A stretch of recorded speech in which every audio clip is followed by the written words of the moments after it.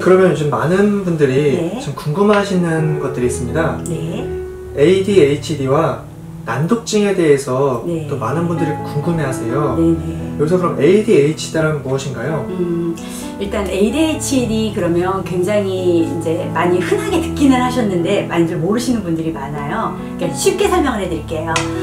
우리의 뇌가요, 하는 역할이 되게 많아요. 부위별로 하는 역할이. 그런데 이 ADHD라는 거는요, 우리 뇌에 있어서 앞에 있는 이 전두엽이라는 애가, 얘가 사령관이거든요. 근데 아무 때나 얘가 쓰이면 안 돼요. 그런데 얘가 너무 많은 노동에 시달리잖아요. 그러면은 우리가 힘이 들겠죠, 당연히. 네. 그럼 과부하가 걸려요. 그럼 집중하는데 집중력이 떨어지겠죠.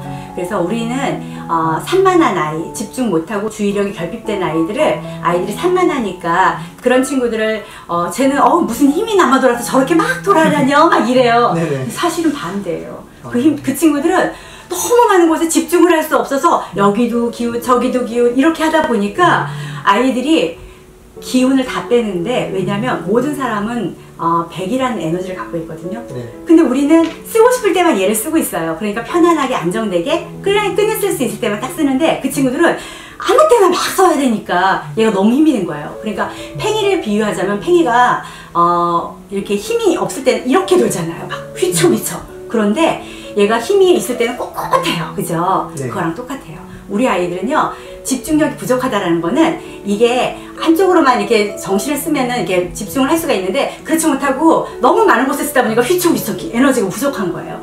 그래서 사실은 이 친구들은 에너지가 부족하다라는 건데, 이거는 감정의 뇌에 너무 많이 그 소통이 잘 안 되기 때문에 너무 조금밖에 활동을 안 한다든지 너무 많이 활동을 한다든지 이럴 때 문제가 생기는 거예요. 그래서 다른 사람의 감정을 이해하거나 뭐 공감하는 능력이 굉장히 많이 떨어져요. 왜냐면 네. 내가 나 중심으로 지금 하는 일이 너무 많으니까.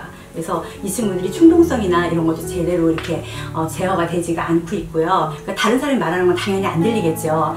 그러면 어떻게 돼요? 다른 사람이 뭘 할 때 기다려주거나 인내심, 참을성 이런 거 떨어지겠죠.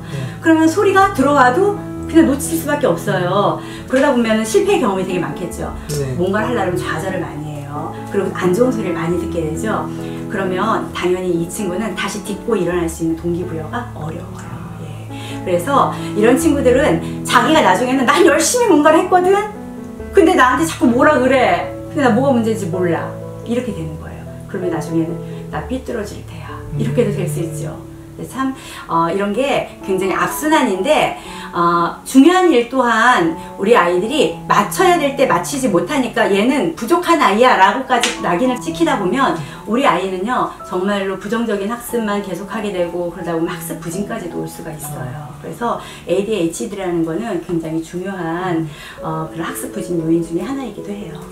그러면은 그 증상을 초기에 발견하는 방법과 네. 그리고 거기에 대한 솔루션을 좀 말씀해 줄 수 있을까요? 일단은요, 우리 아이들이 뭐 하나에 집중을 잘 못하고 엄마가 무슨 말씀하시는데도 잘 못 알아들어요. 네. 그리고 이제 흘려 듣기만 하고요. 그리고 자기가 원하는 것만 고집을 막 해요. 떼쓰고 다른 사람이 무슨 말을 하든 피드백을 받을 생각을 안 해요.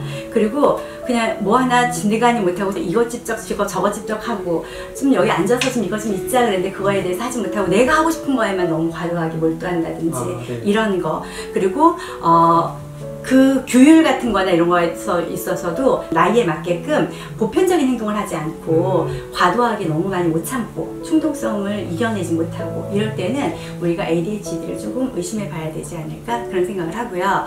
그리고 아이가 이런 친구들도 칭찬을 되게 받고 싶거든요. 그러니까 와가지고 또 되게 징징거리기도 많이 해요, 이 친구들. 근데 잠을 잘 때는요, 또 집에 와서는 온 에너지를 다 쏟았기 때문에 진짜 시체처럼 쓰러져 자요. 픽 쓰러져서 땀을 뻘뻘 흘리면서.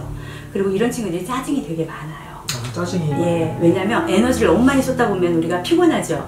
피곤하니까 만만한 사람이 집이잖아. 엄마, 아빠, 날 사랑해주는 사람. 그래서 그런 사람들한테 짜증을 되게 많이 내요. 그리고 혼을 많이 나요.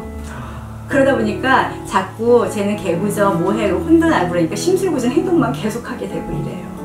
예. 그래서 이제 이런 친구들 그러면 어떻게 해줘야 되냐? 이런 친구들이 많이 접하는 사람이 뭐 혼내거나 칭찬해주거나 이런 사람들도 그렇고 그런 환경이 되는 사람들이 가장 먼저 우리처럼 이렇게 어른들 같으면 사회에 나가서 많은 사람들을 만나기도 하지만 그렇지 않고 이 친구들은 이제 가족이라든지 엄마, 아빠, 뭐 형제들 끝에 옆에 있는 친구들이나 아니면 내가 모임에 있는 그런 뭐 유치원이면 유치원, 어린이집이면 어린이집, 학교면 학교 이런 데잖아요. 그런 데 있는 사람들하고의 정서적인 관계 회복이 굉장히 중요해요. 그런데 이런 관계 회복이 먼저 돼야지만 되는데 이거는 또 하나의 그 기저에 또 깔려 있는 건 뭐냐면요. 내가 봐도 본 게 아니고 들어도 들은 게 아니고 자 이거는 뭐냐면 시지각, 청지각 그 다음에 감각통합운동 이런 게 안 됐을 때 우리가 문제가 되는 거거든요. 이런 게 잘 안 되다 보니까 자꾸 사람들한테 지적을 받는 거예요. 그래서 정서적으로도 많이 불안정하게 되고 이렇게 되는 거기 때문에 일단 정서적인 안정이 먼저일 것 같다는 생각을 해요. 아, 정서적 안정이 먼저고요. 네네.